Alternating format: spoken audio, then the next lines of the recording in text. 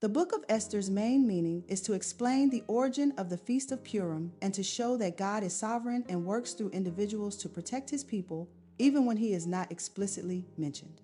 It emphasizes themes like divine providence, the importance of courage and obedience, and God using unlikely people to fulfill his purposes.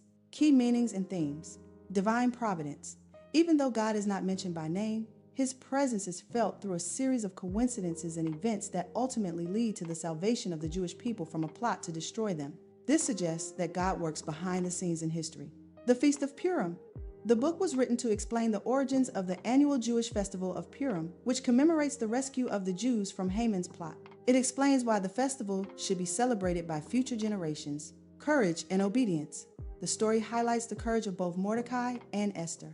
Esther's choice to risk her life to approach the king on behalf of her people, despite the danger, demonstrates the need for obedience and faith. God uses ordinary people.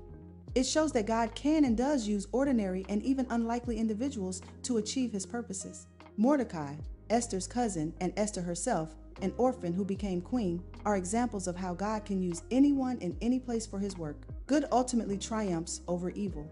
The book ends with the defeat of the Jewish people's enemies, particularly Haman, and their salvation. This reinforces the theme that God will ultimately ensure the defeat of those who oppose his people.